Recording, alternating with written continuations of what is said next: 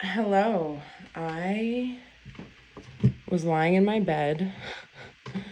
It is, I don't know, it's probably like 4 in the morning.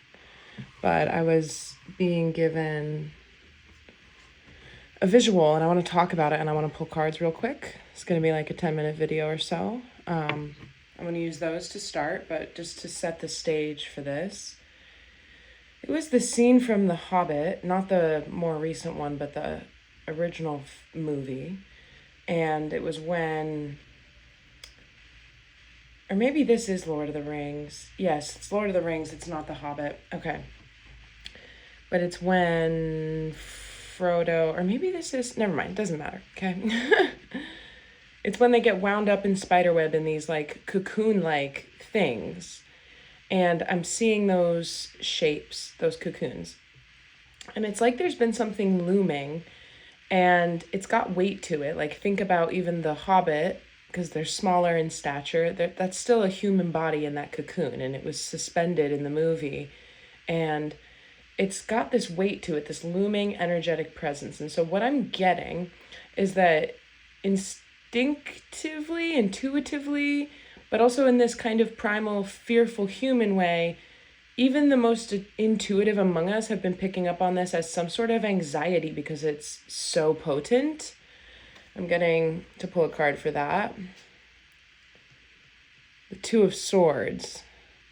Yeah, right? We're like blindfolded, ready to fight against something, but there's no threat. You see, it's a butterfly. Exactly. So instead of this thing, I'm also seeing now, like if you go into a large LL Bean or Orvis or wherever, like a big one though, like a headquarters, and there's like canoes suspended from the rafters with like, a taxidermied moose inside of it. Just something with a big presence overhead. It actually is just a little butterfly, or in my visual, it's a piñata. Let's get a card for that. And it opens up and there's candy inside. So there's something happening. Show me, please. Here we go. The High Priestess, that's right. Okay. And it's like she walks, this larger figure. I like how this is somewhat macro micro because we've got this crescent moon that's kind of like sitting on the ground. It puts things out of proportion, right? Are these planets like sitting in the, the cosmic dust rungs of the galaxy ladder, or it's something of a reflection as well. So there's something that we have transcended, right? The large things don't seem so large because we are larger than them, the obstacles, through the motions of transcendence. But the stuff coming out of the piñata, not only is it not gonna, fall like one of the cables that LL Bean breaks in the piano, or why did I say that? That was a complete slip of the tongue. So there could be a message in there for somebody or me. I need to get a piano, is what my angels just told me. Yeah, LL Bean, the cable breaks, the canoe comes crashing down. But that's not what's happening. So not only is it not going to fall on us in a threatening way, but it's also full of little treats and surprises. So there's something happening right now in the energy where we're going to be pleasantly surprised, but that's just the start of it. And I haven't had this type of clarity on this type of energy in a long time because we've been getting a lot of strange anticipatory energies. I'm going to push these off for just 1 minute. We're going to keep our friends out, Two of Swords and High Priestess. And I'm going to just take a couple of these here. This is the Empath Oracle by Raven Digitalis, okay? So we've been feeling it, but what I'm saying right now is that this is the first time that I have understood that it's the same energy. Like, yes, there's been things for a little while within personal lives and smaller cycles, but this is the same energy that we've been feeling for a little while now, welcoming the help of others. Okay, we're going to get to this, but it's sort of making sense in a new way where it's like now that it's going to start to turn into something that we recognize for what it is, because we're in the position, and if you think about it, her head would be all the way up here. She'd be able to see all of this going on. And it makes me think about a video that I took a very long time ago when I was in Italy, and I was talking about how when you rub your experience up against the boundaries of other people, you learn about yourself. And without doing that, even if you learn about yourself from having an experience that you didn't love at the time, it's important to have varied levels of encounter and experience. Why does this look like Justin Bieber? Does it? Is it just me? Maybe not. In order to let those things evolve and change you, and there's only so much that one person's vantage point, such as this card shows us, right? They're looking at the same thing, but they come from slightly different angles. And within that, there are things conjured within him. Within him, there are things conjured. And that's different, but it's part of the same picture. And it's part of the same sensation, emotion, experience, reaction that party produces within these two people. So it's the joining together of people, but it's the joining together of people as a result of looking at the same stuff. So there's something about coming on to similar pages with people. What else with that? This one. Opening to dreams and visions. This card is 8. This card is 28. We already had a 2. And we got that over there. So we've got some repeating things already going on. And it's giving me, for some reason, these cards here are giving me that same feeling. Like there's been this, I keep talking about liminal spaces for months now, or like things coming in, incoming energy, right? But there has been this overhead sensation, and that one is finally also coming in. This is the Rebel deck here. I'm going to get a card from in here to clarify. Don't rely on your friends or the internet. Listen to a damn professional. Okay, so ask a fucking expert.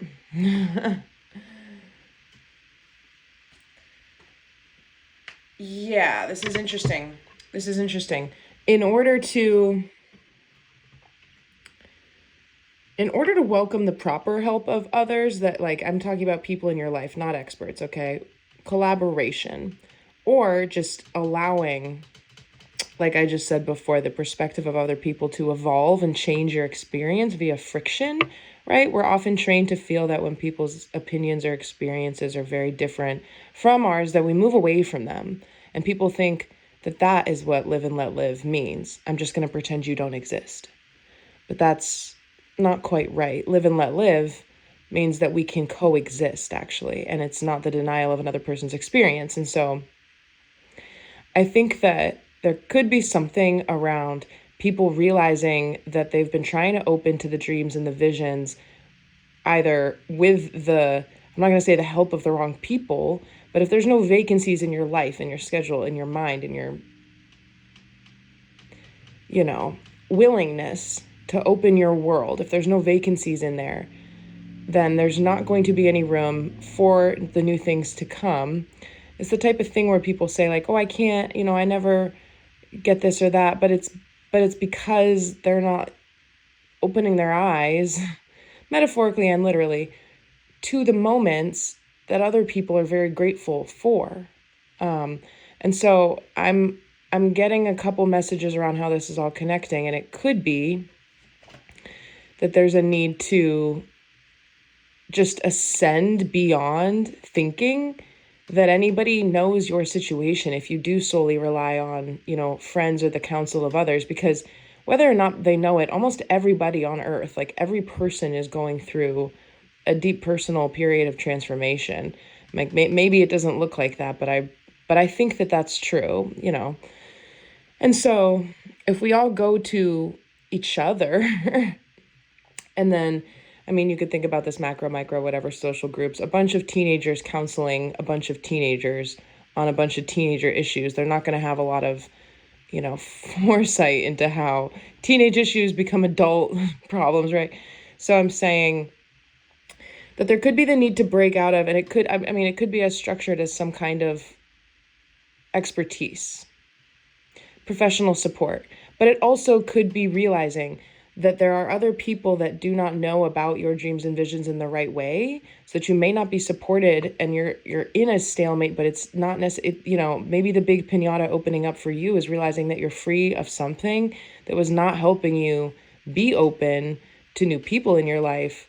Or, I'm also hearing shrouded in self-sabotage around success.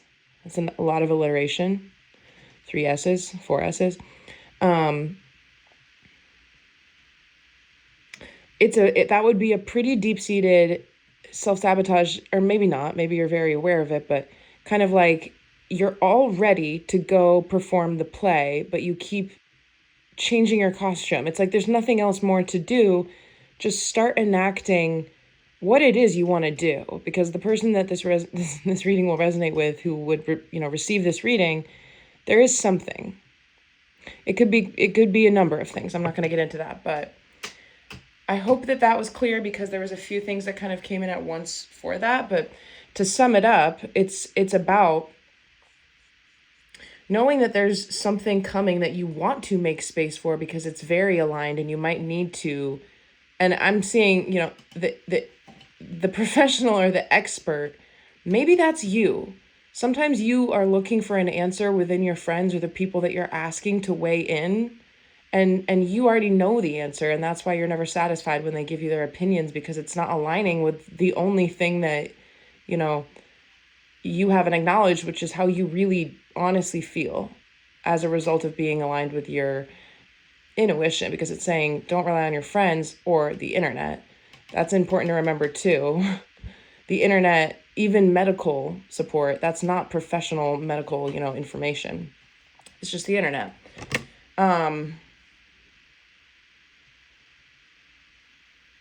So give me a clarifier from over here. I'm actually going to get 2 cards here, okay? And the one in my left hand is clarifying the dreams and visions and the help of others, and the one in my right hand is clarifying what it is that we need help on. 8 of Wands. That's good energy, because we're seeing the light through the trees. We're seeing, and then what was this? The world. What it is we need to ask for help on. Yeah, okay, so now this is starting to make sense. Pull another for that one in the right hand. It's the 9 of Swords. There's going to be, and this came out in one of my shorts the other day, but it was from a different deck. So it's about fear and anxiety about leaving certain things behind for sure. I'm almost hearing like maybe grief counselor or different kinds of coaches for different kinds of things. I mean, there's different kinds of coaching for business models, for reducing your environmental footprint, for relationships. Psychotherapies, it's almost for whatever needs counsel. Starting something new. There's an informal quality to this around mentorship and almost just friendship, but it's a more formal mentoring type of relationship, but I wouldn't go as far as to say like a paid arrangement. I mean, book a session with me. I'll be your expert if you have questions. What am I an expert in? A number of things. It's all kind of casual. If you like the way I read, then I have insight for you. It's just that simple. But this card was about the opening to the dreams and the visions and welcoming the help of others. So I'm getting that this is going to be moving along pretty quickly, and we're not necessarily going to need to do a whole lot about that, because with a piñata, you have to bang on it to get it to open. But it's more so one of those things, it's like the large, kind of dusty yellow golden colored spherical thing in the Super Smash Brothers game, and when you hit it, it goes like dun dun dun dun, and it like opens up and like pours all the little goodies out, and then you get to go click on them and get superpowers, and you race each other to go collect the goods and whatever. It's like that opening up. So it doesn't require anything. There's things that are going to come out, and it's going to bring us closer to this. What we need help on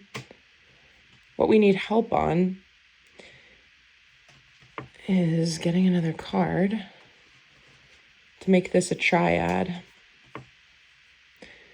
Look at that. It's the star.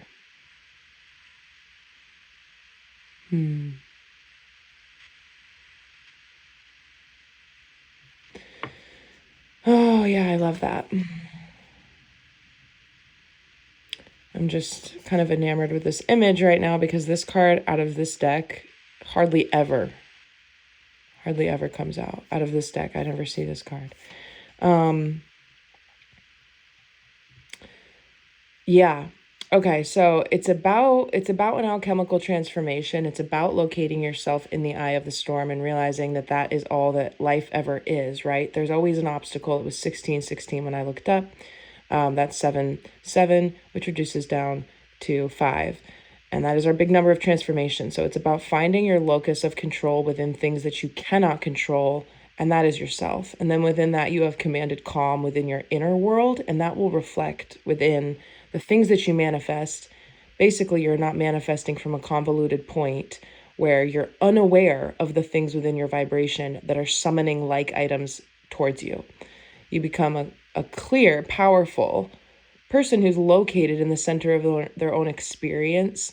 But a lot of the times people get to these states through going through different kinds of struggle, right? Because it is the person who is shaken most violently that wakes up.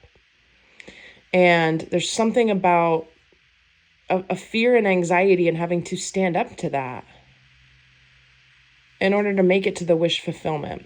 And that's what we need. That's what we need help on. That's what we need help on. I'm going to get an angel answer oracle. So if you know what I'm talking about, if this has resonated with you thus far, you can ask a question about that. I'm going to ask a question sort of on behalf of the group and get an angel answer oracle card and one of the Rebel deck cards to clarify. So what is the question? I'm going to ask you a yes or no question. Is it about seeking some type of professional counsel in order to, like, it is leaning, when I talked about that whole thing around mindfulness, right? Being in the center, being able to find your comfort within the discomfort because the only constant is change. And a lot of people use that as an excuse for their whole life as to why they can't bridge this gap. I put a meme on the meme gallery, the new one that I just created, Meme Gallery 3 on my website, in the description of the channel here. If you haven't looked at my website, please do, because I'm only making it more complex and more informative as time goes on, and it would be an awful shame if nobody ever looked. But it says, you confront the dragon, you get the gold. It's something about the human psyche. And that's very true. So does this require some type of assistance? Would it benefit you, the viewer? I mean, this is more of a specific and honed down collective reading than I've done in a very long time. I don't usually ask such specific questions, but for this sensation that I'm getting, I mean, I also do not just get out of my bed and do readings at 4 in the morning. I don't do that. So there's something here. And then the last thing is that I was going to say, I think it has to do with some kind of therapeutic mindfulness, but I'm also getting with opening to dreams and visions that it could be about career or relationship in some way. Okay, so it doesn't have to be professional support. There you go. That was a lot of buildup. However, because this is not a definitive answer, it's up to you, Unlikely.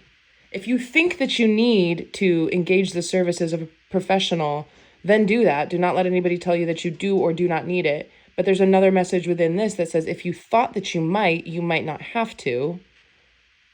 Trust your own intuition. Nobody can make that decision for you. And the clarifier for that from the Rebel deck says,